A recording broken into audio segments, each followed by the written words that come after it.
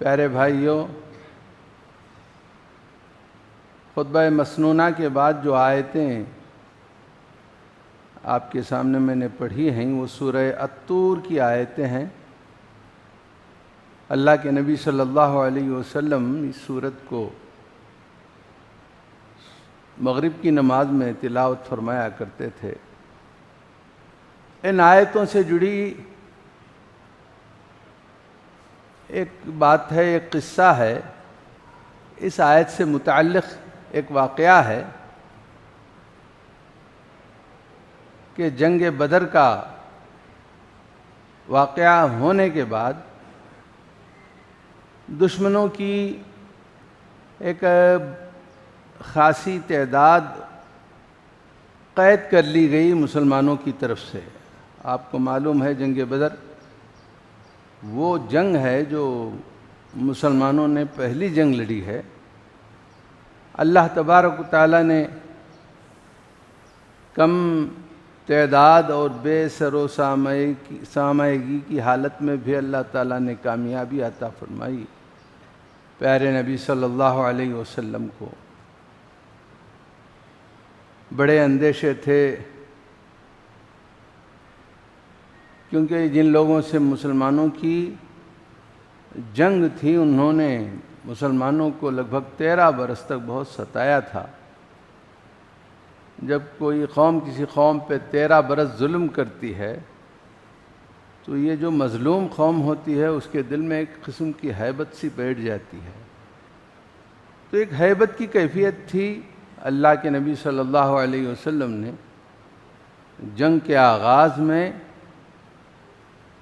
اپنے آپ کو اللہ کے حضور سجدہ ریز کر دیا اور رو کر اللہ سے اس جنگ کی کامیابی کے لیے دعا فرماتے تھے۔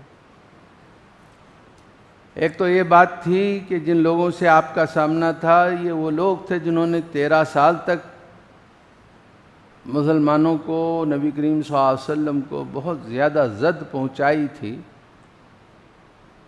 نفسیاتی طور پر ایک قسم کا خوف مظلوم کے دل میں بیٹھ جاتا ہے۔ دوسری وجہ یہ بھی کہ بڑے بے سر و سامان تھے مسلمان، 300 کی تعداد تھی، سامنے دشمن بڑی تعداد میں موجود تھا، وسائل کے ساتھ لیس تھا۔ تو بہرحال بہت سارے اندیشے تھے۔ اللہ کے نبی صلی اللہ علیہ وسلم نے دعا میں یہاں تک کہہ دیا، اے اللہ ان تہلک ہذہ العصابہ لن تعبد،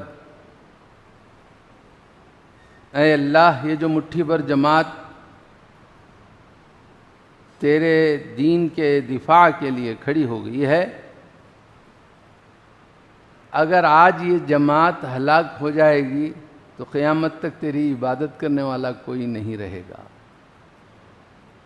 بہرحال ایک ایسی صورتحال تھی، اللہ تعالیٰ نے کامیابی عطا فرمائی۔ اس جنگ کی تاریخی صورتحال مجھے آپ کے سامنے بیان نہیں کرنا ہے۔ بہرحال بڑی تعداد میں دشمنوں کے لوگ قید ہو کر حضور صلی اللہ علیہ وسلم کے پاس آ گئے تھے، قیدی بن گئے تھے۔ ان کو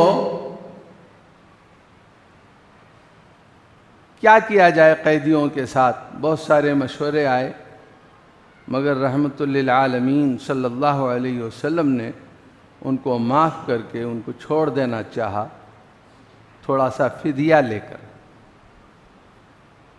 تو انہی قیدیوں میں ایک صحابی جو بعد میں صحابی بن گئے، ایک حضرت جبیر ابن مطعم رضی اللہ عنہ، یا ان کا کوئی رشتہ دار قیدی تھا یا وہ خود قید تھے، بہرحال فدیہ دینے کے لیے وہ آئے حضور اکرم صلی اللہ علیہ وسلم، کچھ دے دے کر اپنے قیدیوں کو چھڑا کے لے کے جانے کا، فدیہ دے کر، جریمانہ دے کر۔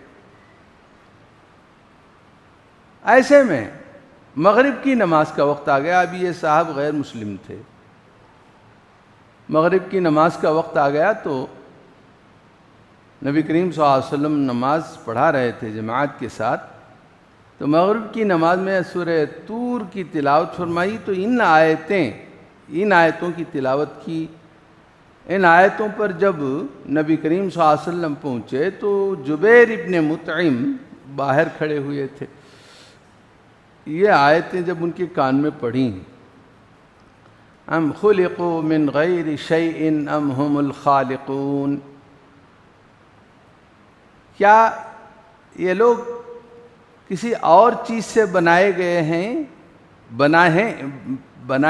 یعنی کسی اور نے ان کو بنایا ہے یا ان کو انہوں نے خود بنا لیا ہے؟ ام خلق السماوات، یہ جو ان کے آس پاس آسمان و زمین کی کائنات پھیلی ہوئی ہے، ام خلق السماوات والارض، یا آسمان و زمین جو موجود ہے ان کے موجد یہ خود ہیں، ان کے پیدا کرنے والے یہ خود ہیں. ام عندہم خزائن ربک، اے روزانہ صبح سے شام تک پوری کائنات، اس کائنات کے ذریعے سے سارے ہی انسانوں کو، جانوروں کو، سب کو رزق ملتا ہے، خزانے ہیں اللہ کے پاس. ام عندہم خزائن ربک، ایک انسان کو کھانے کے لیے کتنا کچھ چاہیے، لیکن اس کھانے کے لیے انسان کس قدر پریشان ہے. کائنات کا مالک پوری کائنات کو وہ رب ہے، تربیت کر رہا ہے، کھلا رہا ہے، پلا. ہمارے لیے گیہوں چاول چلتے ہیں، اب یہ جو کائنات ہے، سورج ہیں، چاند ہیں، ستارے ہیں، ان کی بھی غذا ہے. تبھی تو لاکھوں کروڑوں برسوں سے یہ سورج جل رہا ہے. آپ ایک چراغ جلاتے ہیں، تیل بھر کے ڈال دیں شیشی میں، ایک وقت آئے گا کہ تیل جیسے ہی جل کے ختم ہو جائے گا، چراغ بجھ جائے گا. لیکن انسانوں نے یہ دیکھا ہے کہ یہ جو سورج بھڑک رہا ہے، جل رہا ہے، اس کی لپیٹیں لاکھوں میل تک اٹھتی ہیں سورج کی سطح سے، اور وہ مسلسل بھڑک رہا ہے. تو کون ہے اس کو فیول دیتا ہے؟ ایسا ایک سورج کا معاملہ نہیں، ایسے کھربوں سورج ہیں. ان سب کو اللہ تبارک و تعالیٰ ان کی ہیئت کے مطابق غذا عطا فرماتا ہے. تو ان تینوں آیتوں کو وہ صاحب باہر کھڑے ہو کر سن رہے تھے. جبیر ابن مطعم، بعد میں وہ رضی اللہ تعالیٰ عنہ یہ بہت بڑی شخصیت بنے، بہت صحابیت میں بہت اونچا مقام ان کو ملا. ان سے روایتیں بھی ہیں. جبیر ابن مطعم کہتے ہیں کہ جب میں نے یہ تینوں آیتیں سنی، کاد قلبی ان یطیر، مجھے لگا کہ اب میرا دل پھٹ پڑے گا. غیر ہیں، ابھی دین، اسلام، ایمان، رسول، شریعت سے کچھ واقف نہیں ہیں. آپ بھی سن لیں ایک بار ترجمہ. وہ تینوں آیتیں کیا تھیں؟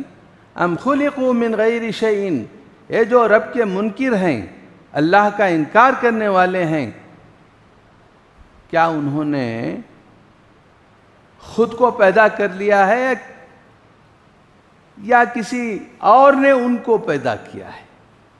اور یہ کون سی بات تھی؟ ہم تو روزانہ ام خلقوا من غیر شیء ام خلقوا السماوات والارض، انسان کے آس پاس جو کائنات پھیلی ہوئی ہے اس کا خالق کون ہے، پیدا کرنے والا؟ موجود ہے تو کوئی موجود ہے تو اس کا موجد ہے، اس کو وجود بخشنے والا ہے. ایک غیر آدمی تھے، لیکن ان تینوں آیتوں کو جب انہوں نے سنا تو ان کا دل پھٹنے کے قریب ہو گیا کہ الفاظ ایسے کچھ آتے ہیں. بخاری میں بھی یہ روایت ہے، صحیح مسلم میں بھی یہ روایت ہے. بات دراصل کیا ہے؟ آدمی سوچتا نہیں. قدیم زمانے میں کیا ہوتا تھا، آدمی کو ایک وقت کا کھانا مل جاتا تھا، دن میں سیر ہو کے کھا لیا، تب وہ کچھ آسمان کو، زمین کو دیکھ کے کچھ سوچا کرتا تھا. یہ کیا ہے کائنات؟ کھلے آسمان کے نیچے جب وہ لیٹ جاتا تھا پلنگ پر یا چٹائی پر، یا کھلی زمین پر اس کی نگاہ میں جب وہ ستارے وغیرہ آتے تھے تو اس کے بارے میں غور و فکر کیا کرتا تھا. لیکن اب معاملہ ویسا نہیں ہے. جتنا کھانا ہمارے گھروں میں ہے وہ ایک صدی بھر کا بھی کھانا ہے، لیکن کچھ اور چیزیں ہیں جو ہمارے گھر میں نہیں ہیں، آرائش کی چیزیں. ان کے حصول کے لیے ہم نے ہماری دماغ کو سحر زدہ کر لیا ہے. اقبال نے کہا عصر حاضر ملک الموت ہے تیرا. جس نے عصر حاضر بولے تو یہ جو زمانہ ہے تیرا ملک الموت ہے. جس نے قبض کی روح تیری روح کو قبض کر لیا ہے یہ زمانہ، یہ دور، دے کے تجھے فکر معاش دے کر تیری روح چھین چکا ہے. ہم اپنے بچوں کو بھی پیدا کرتے ہی اس بات کے تعلق سے فکر مند ہو جاتے ہیں کہ کھائے گا کیا، کرے گا کیا، جیے گا کیسے، چاروں میں چوتھا کیسے ہوگا. اس کو بڑا بنانے کی فکر میں ہم لگ جاتے ہیں. ان چیزوں کی وجہ سے ہمارا دماغ سحر زدہ ہو گیا ہے. جادو ہم دیکھتے نہیں ہیں، دیکھتے بھی ہیں تو اس انسان کی طرح جو کافی فکر مند ہو دماغ سے، لیکن نظریں آپ کو دیکھ رہی ہوں گی اس کی. جیسے درون بین ہو جاتا ہے، انگلش میں انٹروورٹ کہتے ہیں. آپ دیکھ رہا ہوتا ہے مگر وہ دیکھ نہیں رہا ہوتا ہے. نظریں دیکھ رہی ہوتی ہیں مگر اس کے دل و دماغ میں ایک ہیجان سا ہوتا ہے کہ پیسے کیسے کمانے چاہیے، زندگی کو کیسے ترقی دینا چاہیے مادی حیثیت سے. تو وہ صحابی رسول جو بعد میں صحابی بن گئے، انہوں نے کہا کہ یہ تینوں آیتیں سن کر میرا دل پھٹ پڑنے کے قابل ہو گیا. حقیقت کیا ہے؟ انسان جیسے ہی آنکھیں کھولتا ہے اس کے سامنے سب سے پہلا سوال معدے کا نہیں ہونا چاہیے.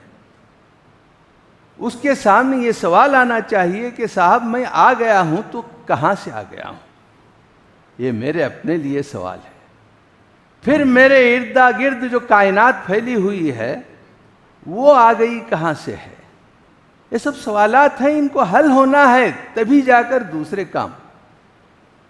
میں ہوں موجود تو میرا موجد کون ہے؟ میرے اطراف ایک کائنات پھیلی ہے تو یہ کائنات کا موجد کون ہے؟ ایک مولوی صاحب اپنی روداد زندگی بیان کر رہے تھے. حافظ بھی ہیں، عالم بھی ہیں. انہوں نے کہا کہ میں نے ایک بڑی درسگاہ سے فراغت حاصل کر لی، قرآن مجید حفظ بھی کر چکا، عالمیت اور فضیلت کی سند بھی حاصل کر لی، لیکن مجھے اپنی اس تعلیم پر کافی جھجک اور شرم محسوس ہوتی تھی. جب لوگ مجھے پوچھتے کہ آپ کیا پڑھتے ہیں تو وہ صاحب کہتے تھے کہ میں عربک اسٹوڈنٹ ہوں. یعنی دین کہنے سے انہیں شرم آ جاتی تھی. عربی پڑھتا ہوں. دین کا بھی کام کر رہے تھے لیکن دل ایقان سے، یقین سے خالی تھا. وہ کہتے ہیں کہ اچانک راہ گزرتے میرے ذہن میں ایک عجیب سا سوال آیا، بہت ہی عجیب سا سوال. وہ یہ کہ میں کون ہوں؟ قرآن میں، تفسیر میں، حدیث میں، فقہ میں، اصولوں میں، سب میں انہوں نے اچھے نمبر لے لیے، فارغ التحصیل ہیں. بہت بعد میں اس سوال میرے ذہن میں آیا کہ میں کون ہوں. یہ بڑا عجیب و غریب سوال تھا، جبکہ اس وقت ان کی عمر 25 برس کی تھی. 25 سال ہوئے ان کو یہاں زمین پہ آئے ہوئے. اس سوال کبھی ان کے ذہن میں اٹھا نہیں. اس لیے فکر مند تھے کہ کیسے جینا چاہیے زمین پر، کیسے وسائل حیات کے بہم پہنچانے ہیں، کیا کرنا چاہیے، پیسے کیسے کمانے چاہیے۔ جب انہوں نے غور کیا کہ جب میں یہاں آ چکا ہوں، میری عمر اس وقت 20 برس 22 برس کی ہے، 25 سال کی ہے، تو جب 25 سال پہلے 26 برس پہلے میں کہاں تھا، کس نے بھیج دیا، یہ واقعہ ہو گیا کیسے، جبکہ اس واقعے کا انجام دینے والا میں خود نہیں ہوں۔ عالم دین، ایسے بہت سارے علماء اکرام کی سوانح آپ پڑھتے ہیں تو انہوں نے اپنی ماضی کی زندگی کو، جس میں انہوں نے عربی جان لی تھی، فارسی جان لی تھی، تفاسیر پڑھ لیے تھے، لیکن ریب و تشکیک کا ایک دورہ ان کے دماغ پر یہ پردہ پڑا ہوا ہوتا تھا۔ ایک عالم دین نے بہت بڑی عمر میں کہا کہ میں نے قرآن مجید پڑھنا شروع کر دیا، تب مجھے لگا کہ میرے سب سوالوں کے جوابات ملنے لگے، آپ مجھے اس طریقے سے نو مسلم کہہ سکتے ہیں۔ ایک بہت بڑے عالم دین کا جملہ ہے، نام نہیں لیتا میں یہاں۔ 3 بڑی شخصیتوں کو میں جانتا ہوں جنہوں نے ایسی ایک ہیجانی زندگی گزاری ہے کہ انہیں ان کے بارے میں پریشانی تھی کہ وہ کون ہیں، کہاں سے آ گئے ہیں، کیا ہے۔ تو میرے پیارے بھائیوں، آج یہ جو کھیپ جو نظر آ رہی ہے امت مسلمہ کی، ہم دیکھتے ہیں کہ کسی محلے میں 200 مکانات ہوتے ہیں، 200 مکانات سے اگر ایک بچہ بھی مسجد کو آ جائے تو مسجد میں جگہ نہ رہے، لیکن آپ دیکھتے ہیں کہ 14 آدمی 15 آدمی مسجدوں میں ہوتے ہیں۔ اس کی وجہ کیا ہے؟ یہی مسئلہ کہ انہوں نے اپنے آپ کو پہچانا نہیں، وہ کیا ہیں۔ آدمی جب خود کو پہچانتا ہے تو اپنے خالق کو پہچان لیتا ہے، اب اپنے بارے میں سوچنے کا اس کو موقع ہی نہیں ملا۔ ایک بڑے کالج میں ہمارے ایک طالب علم رہتے تھے، انہوں نے اپنے ایک دوست سے گفتگو کرنی شروع کی دین کے بارے میں، بچہ کچھ جذباتی تھا دین کے تعلق سے، تو ایک پروفیسر صاحب وہاں تشریف لائے، انہوں نے یہ گفتگو سنی تو فرمایا کہ میاں یہ سب چھوڑو، میاں فیوچر بناؤ، پڑھو لکھو، وہ کرو یہ کرو، اچھا بڑے بننے کی کوشش کرو، ان بحثوں سے کیا ملنے والا ہے آپ لوگوں کو۔ بعد میں نے دیکھا کہ وہ پروفیسر صاحب آج بڑے دیندار، پورے گھرانے میں دین کا ایک مزاج اب دکھائی، اللہ نے ان کی بھی دل کو بدل دیا۔ لیکن یہ ہوگا کب؟ جبکہ آپ اپنے لیے کچھ وقت نکالیں۔ یہ بات کہ اللہ تبارک و تعالی ہے، جو ہمارا کوئی خالق ہے، اس نے ہم کو پیدا کیا ہے ایک مقصد کے تحت۔ اچھا میں کچھ وہ کر رہا تھا، ایک مولوی صاحب کی، جب انہوں نے سوچا کہ میں نے یعنی میری عمر اب 25 سال ہے، 26 سال پہلے میں نہیں تھا، تو کہاں سے آ گیا، کس نے بھیج دیا؟ پھر انہوں نے جو کچھ پڑھا تھا وہ معاون ہوا ان کو، ایک آیت قرآن مجید کی، ایک آیت نبی کریم صلی اللہ علیہ وسلم کا ایک فرمان ان کے اٹھنے والے سوالوں کا جواب دیتا جاتا تھا۔ ان کے ذہن میں سورہ ملک اور سورہ دہر کی آیت آئی، سورہ انسان، سورت کا نام انسان، آپ غور سے سنیں، انسان کیا ہے کیا نہیں۔ هل اتى على الانسان حين من الدهر لم يكن شيئا مذكورا، انسان کے اوپر ایک ایسا وقت بھی آیا ہے وہ نہیں تھا، قابل ذکر شے نہیں تھا، جو 70 سال کا ہے 71 سال پہلے نہیں تھا۔ غور کرنا چاہیے کہ میں آ گیا کہاں سے، آتے ہی ہاتھ میں برتن لے لے ہوئے چولہے کے پاس جاگو، کھانا کھانے کی فکر ہو گئی ہم لوگ، پیسے کماؤ کھاؤ، پیسے کماؤ کھاؤ، موٹے موٹے بستر بناؤ، اچھے آرام دہ کپڑے بناؤ، یہ کیا ہے؟ یہ ہے ایک قسم کا جادو ہو گیا ہے ہمارے دماغوں پر ان چیزوں کا، سوچنا تو چاہیے۔ ہم نے انسان کو پیدا کیا، وہ جواب آ گیا، یہ مولوی صاحب کے ذہن میں اٹھنے والے سوال کا جواب۔ انسان نہیں تھا، انا خلقنا الانسان من نطفۃ امشاج، ایک ملے جلے نطفے سے، مرد اور عورت کے ملے جلے نطفے سے انسان کو پیدا کیا۔ نبتلیہ، ہم اس کا ابتلا چاہتے ہیں، امتحان لینا چاہتے ہیں۔ مقصد ہے زندگی، زندگی کا مقصد یعنی زندگی میں امتحان ہے۔ اس زیاں خانے میں تیرا امتحان ہے زندگی، زندگی امتحان ہے، کیا کرتا ہے کیا نہیں کرتا ہے۔ سورہ ملک میں اللہ نے فرمایا تبارک الذی بیدہ الملک، وہ ہستی بہت ہی عظیم برکت والی ہے جس کے ہاتھ میں، جس کے قبضے میں بادشاہت ہے۔ کیا جلال ہے دیکھیے الفاظ میں، یہ ہم نہیں سمجھ سکتے۔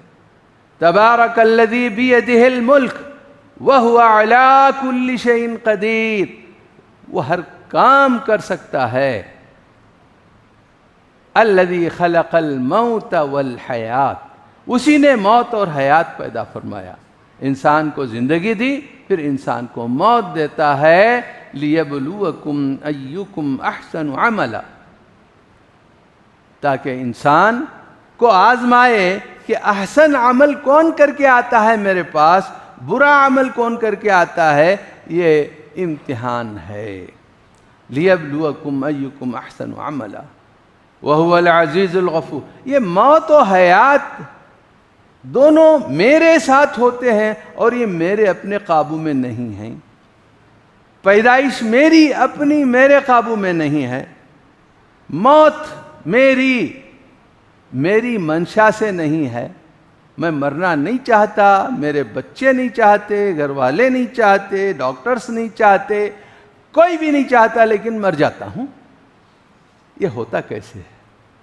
کون ہے وہ کون سا وہ ہاتھ ہے جو نظر نہیں آتا ہے، جو میرا کان پکڑ کے کھینچ کے لے کے چلا جاتا ہے، بے بس۔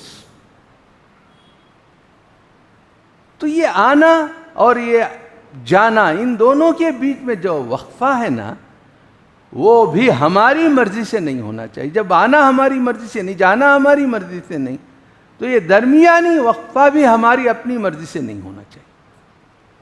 اب امتحان ہے بولے تو کچھ پرچہ ملا ہے، اس میں کچھ سوالات دیے گئے ہیں، وہ لکھنا ہے ہمیں۔ نہ ہم نے پرچہ دیکھا ہے، نہ یہ جانا ہے کہ ہم امتحان حال میں ہیں، کچھ بھی معلوم نہیں۔ جیسے کہ میں نے کہا، آنکھیں کھلتے ہی ہاتھ میں برتن لیا، سیدھا کچن میں جا کے کھانا کھانے لگ گئے۔ زیادہ سے زیادہ اچھے سے اچھا پکا کے کھانا، پڑوسیوں سے زیادہ اچھا ہمارا کھانا ہونا، دوسروں سے زیادہ ذائقہ دار ہماری غذا ہونا، اس پہ لگ گیا آدمی۔ کب؟ حتیٰ زرتم المقابر، یہاں تک کہ قبرستان کا منہ کھل جاتا ہے، قبر کا منہ کھل جاتا ہے ہمارے لیے۔ بٹن مارتے ہی جیسے کھلتے ہیں نا آج کل، آٹومیٹک کھل جاتا ہے، ڈال دیے جاتے ہیں، بند کر دیے جاتے ہیں۔ حتیٰ زرتم المقابر۔ تو میرے پیارے بھائیو، یہ جو گفتگو آج مجھے اختیار کرنے کے لیے جس چیز سے ایک تحریک ملی، ہم لوگ یہاں کھڑے ہو کر دین کی بڑی بڑی باتیں بیان کرتے ہیں، وہ تفسیر، یہ تفسیر، وہ آیت، تو پھر وہ حدیث، وہ، جبکہ سامعین میں، سننے والوں میں ایمان اور عقیدے کا چراغ جلا ہوا نہ ہو تو یہ ساری باتیں بیکار ہیں، ان کے دماغ کا چارہ ہیں۔ تو میں نے دیکھا ایک چھوٹا سا کلپ، ایک کوسی کے مسلم ملک کے کسی ٹی وی چینل کے آدمی نے بہت سارے لوگ جو ٹھہرے ہوئے تھے ان سے پہنچ کر ایک سوال کیا اس نے کہ کیا آپ قربانی دیتے ہیں؟ آپ نے بھی دیکھا ہوگا، قربانی دیتے ہیں؟ پوچھا، ہاں دیتے ہیں۔ قربانی کس نبی سے جڑی ہوئی ہے؟ تو کوئی بولتا اللہ سے جڑی ہوئی ہے، کوئی بولتا آدم سے جڑی ہوئی ہے۔ اسی طرح وہ صاحب نے ایک صاحب سے پوچھا کہ لا الہ الا اللہ کا مفہوم ذرا بیان کر دیجئے۔ ایک بزرگ سے اس نے پوچھا کلمہ پڑھ دیجئے، بزرگ ہیں اور ان کا ایک دربار ہے، ان سے جب پوچھا گیا کلمہ پڑھیے، صاحب کلمہ نہیں پڑھ پائے۔ بولا وہاں کی حالت نہیں، یہاں کی بھی وہی حالت ہوگی۔ اس لیے میرے عزیزو، جیسے ہم کسی بس میں جاتے ہیں تو ایک ٹکٹ کی ضرورت ہوتی ہے، کسی ہال میں جاتے ہیں تو اس میں داخلے کا کوئی پاس ہوتا ہے، اس طریقے سے کہیں اندر داخل ہونا بولے تو داخلے کی ایک استطاعت ہوتی ہے، داخلے کی ایک اہلیت ہوتی ہے، وہ اگر آپ کے پاس ہے تو آپ جا سکتے ہیں، وہ نہیں ہے تو نہیں جا سکتے، ایسا ہے سب جگہ ایسے ہی۔ لیکن دین اسلام کی جو عمارت ہے، اس عمارت کا داخلہ لا الہ الا اللہ محمد الرسول اللہ کو سمجھنا ہے، بول لینے کا نام نہیں۔ اس حیثیت سے آپ دیکھیں گے تو 99% وہ لوگ جو مسلمان کہلاتے ہیں اس جملے کے مفہوم سے، تقاضوں سے واقف نہیں ہیں، بغیر ٹکٹ کے داخل ہو گئے ہیں، اور نمازیں بھی چلی ہیں، روزے چلے ہیں، سب چلے۔ تو یہ لا الہ الا اللہ محمد رسول اللہ کو جو بھی زبان آپ کو آتی ہو اس کے ترجمے کو سمجھیں، اس میں کیا مفہوم دعا ہے سمجھیں۔ آج بھی ہندوستان کے بلکہ دنیا کے سارے مسلمانوں کے اختلافات کا خاتمہ اس ایک جملے میں ہے، اگر مسلمان اس کو سمجھ لیں۔ لا الہ الا اللہ محمد رسول اللہ جو ہے نا، کسی نے سمجھا ہی نہیں ہے، اور بڑے بڑے باریش لوگ ہیں، سمجھدار لوگ ہیں، اہل علم قسم کے لوگ ہیں، کلمے کا مفہوم جانتے نہیں۔ کیا خدا ہے بھی یا نہیں بھی ہے نہیں معلوم۔ جیسے کہ حضرت جبیر ابن مطعم رضی اللہ تعالی عنہ جب یہ آیت سنتے ہیں، ابھی وہ اسلام سے قبول نہیں کرتے ہیں، تو ان کا دل پھٹ پڑتا ہے، کہتے ہیں کہ کاد قلبی ان یطیرہ، میرا دل اڑنے لگ گیا۔ یہ کیا آیتیں ہیں، کیا آیتیں ہیں؟ ام خلقوا من غیر شیء ام ہم الخالقون، ان کو کسی چیز سے پیدا کیا گیا ہے یا انہوں نے خود کو پیدا کر لیا ہے۔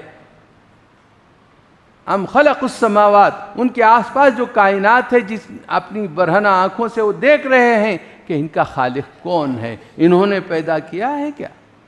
ام خلق السماوات والارض، آسمان و زمین جو موجود ہے ان کے خالق یہ ہیں کیا؟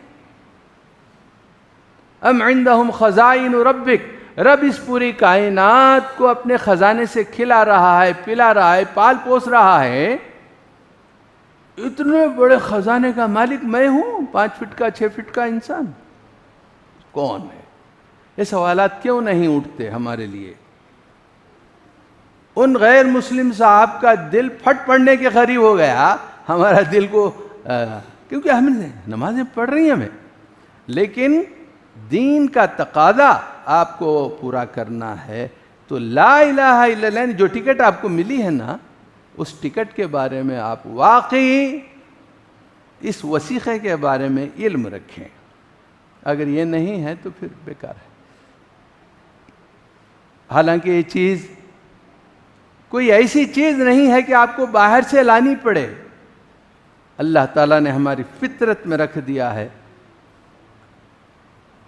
جب سارے انسانوں کو پیدا کر کے اللہ تعالیٰ نے تمام روحوں سے یہ عہد لیا تھا کہ اے انسانوں، اب میں دنیا میں بھیجنے والا ہوں۔ الست بربکم، تمہارا خالق اور رب میں نہیں ہوں کیا؟ اس وقت سب لوگوں نے کہا تھا، عہد الست کہتے ہیں، قالوا بلا، ہاں یقیناً آپ ہی ہمارے خالق ہیں، آپ ہی ہمارے رب ہیں۔ اللہ تعالیٰ نے کہا کہ میں یہ عہد اس لیے لے رہا ہوں کہ کہیں دنیا میں جا کر یہ نہ بولنا کہ ہم کو معلوم نہیں تھا، یہ چپ کیا کہتے ہیں، یہ تمہارے دماغ میں دل میں پیوست کر دی گئی ہے یہ چھوٹی سی چیز. ان تقولوا یوم القیامہ، قیامت کے روز جب میرے سامنے کھڑے ہوں گے تو تم یہ نہ کہہ سکو انا کنا عن ھذا غافلین، اے اللہ ہم نے کیا معلوم تھا، تو نظر نہیں آتا تھا، ہم تجھے کیسا مانتے، تیرے اوپر کیسے ایمان لاتے، ہم نے دیکھا ہی نہیں تھا تجھے. یہ نہ کہہ سکو تم، اس لیے میں آج تم سب سے یہ عہد لے رہا ہوں. یہ ہے اندر ہے ہر ایک کے. یا یہ کہنے لگ جاؤ او تقولوا انما اشرک آباؤنا من قبل، اے اللہ ہم نے پتھروں کی ان کی پرستش جو کی تو وہ ہم نے ایجاد نہیں کی، ہمارے بڑے لوگ کرتے تھے. انما اشرک آباؤنا من قبل وکنا ذریۃ من بعدہم، ہم انہی کی اولاد تھے، بابا کو دیکھے سرکار بچے کرے. افتہلکنا بما فعل السفہاء منا، جو لوگ نادان لوگ ہمارے بابا دادا کرے سو غلطیوں کی سزا آپ مجھے دیں گے. حشر کے روز یہ نہ کہہ سکو تم، اس لیے آج ہی میں تم سب سے یہ عہد لیتا ہوں، یعنی تمہارے دل میں ایمان کا وہ نقطہ میں نے بٹھا دیا ہے.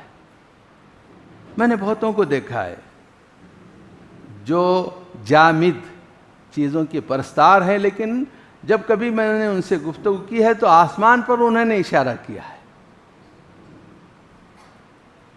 ایک بزرگ عربی عالم دین، انہوں نے اپنے ایک دوست جو داعی ہیں ان کا ایک واقعہ بیان کیا. وہ صاحب دعوتی سرگرمیوں میں بہت دور دور کا سفر کرتے تھے، تو ایک مرتبہ بذریعہ ہوائی جہاز کسی دوسرے ملک کو جا رہے تھے کہ راستے میں ہوائی جہاز میں خرابی کا اندیشہ ہوا. سارے مسافروں کو کچھ گڑبڑ سی ہونے لگی، سارے لوگ گھبرا گئے. سب لوگوں نے کہا کہ اب ہماری زندگی کا خاتمہ ہے. تو یہ صاحب جو داعی تھے ان کے جیب میں قرآن مجید کا ایک نسخہ تھا، انہوں نے کھول لیا اور پڑھنا شروع کر دیا. تو ان کے شناساؤں میں ایک آدمی تھا جو خدا کا منکر تھا. وہ اپنی جگہ سے سیدھا اٹھ کر ان کے پاس آیا اور اس نے کہا کہ پڑھیے پڑھیے، زور زور سے پڑھیے، آواز سے پڑھیے، شاید تمہارا رب، شاید اللہ تعالی ہمیں اس خطرے سے بچا لے. یہ صاحب زور زور سے پڑھنے لگے. انہوں نے یہ واقعہ بیان کیا. اب تک تو وہ خدا کے منکر تھے، لیکن جب خطرے میں انہوں نے اپنے آپ کو دیکھا، بچنے کے کوئی راستے انہیں نظر نہیں آ رہے تھے. آدمی مایوس ہو جاتا ہے تب اللہ کو پکارتا ہے، ایسا نہیں ہونا ہے، پہلے ہی اللہ کو پکارے. سارے دروازے کھلے دیکھ کر ہو سکتا ہے اس دروازے سے میں بچ جاؤں، اگر یہ نہیں تو اس سے ایمان والا پہلے ہی اس بڑے دروازے سے امید لگائے رہتا. بہرحال یہ سب کیا ہے؟ قرآن مجید میں ذکر ہے، کئی مقامات پر ہے، وَإِذَا رَكِبُوا فِي الْفُلْكِ، جب یہ انسان سمندری سفر کرتے ہیں اور پہاڑوں کی طرح موجیں ان کی کشتیوں کو الٹ پلٹ کرنے لگتی ہیں، تب اس وقت دعوا اللہ مخلصین لہ الدین، دین کو اللہ کے لیے خالص کر کے اللہ کو پکارنے لگتے ہیں. فلما نجاہم الی البر، جو اللہ تعالیٰ ان کی دعائیں سن کر، بڑا رحم والا ہے، اسے یہ بھی معلوم ہے کہ آگے جا کے کیا کرنے والے ہیں، لیکن پکارا ہے اس وقت تو مجھے انہوں نے، تو سمندر پرسکون ہو جاتا ہے. ساحل پہ جیسے ہی اترتے ہیں اذا ہم یشرکون، پھر شرک شروع کر دیتے ہیں. فلما انجاہم اذا ہم یبغون فی الارض، مستی شروع کر دیتے ہیں، بغاوت شروع کر دیتے ہیں. نجات ملتی، جان بچ گئی نا، پھر مستی آ جاتی. تو میرے عزیزو،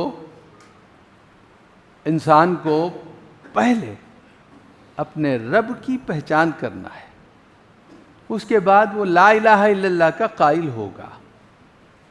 پھر اس کو وہ ٹکٹ ملتی ہے اسلام کی عمارت میں داخل ہونے کی.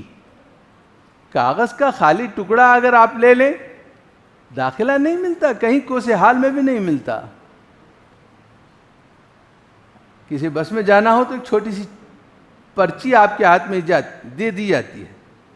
اگر آپ نے بڑا سا صفحہ بھی لے کر سفر کرنا چاہا تو بغیر پیسے کے آپ کو داخل ہونے نہیں دیا جائے گا. کہے کہ آپ تم اتنی ساری پرچی دیتے ہو، میرے پاس اتنا بڑا پیپر ہے. نہیں، وہ پرچی چاہیے بس میں داخل ہونے کے لیے، سفر کے لیے. اس کو عربی میں تذکرہ کہتے ہیں، ٹکٹ کو تذکرہ کہتے ہیں، یعنی یاد دہانی. کلمہ طیبہ کی یاد دہانی ہونا ہے، سمجھنا ہے، تب جا کے اندر داخل ہونا ہے. پھر اس کے بعد ایسا نہیں جیسے ہم چل رہے ہیں.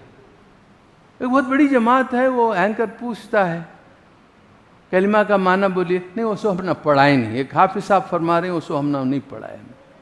ہم لوگ کو خالی قرآن یاد دیا جاتا ہے اور یہ زبان عربی کا معنی سمجھایا نہیں جاتا. ایک مولوی صاحب بول رہے ہیں ایسی بڑی تعداد ہمارے بیچ ہے، ہم یہ کہتے ہیں کہ نماز کیوں نہیں پڑھتے؟ لوگ کیوں پڑھے نماز جبکہ ہم مانتے ہی نہیں کسی کو. کچھ لوگ ہیں ذرا روحانی سکون ملتا ہے بول کر آ جاتے ہیں، اعصاب میں سکون ہو جاتا، ٹھہراؤ آ جاتا، آ جاتے ہیں، وہ بات ہے. لیکن یہ نہیں، آپ کو کلمہ طیبہ سمجھ کر وہ چٹھی ہاتھ میں لے کر پھر اندر داخل ہونا ہے. پھر اس کے تقاضے آپ کو پورے کرنے ہیں، ورنہ نہیں چلنا. ورنہ یہی حالت ہونے والی.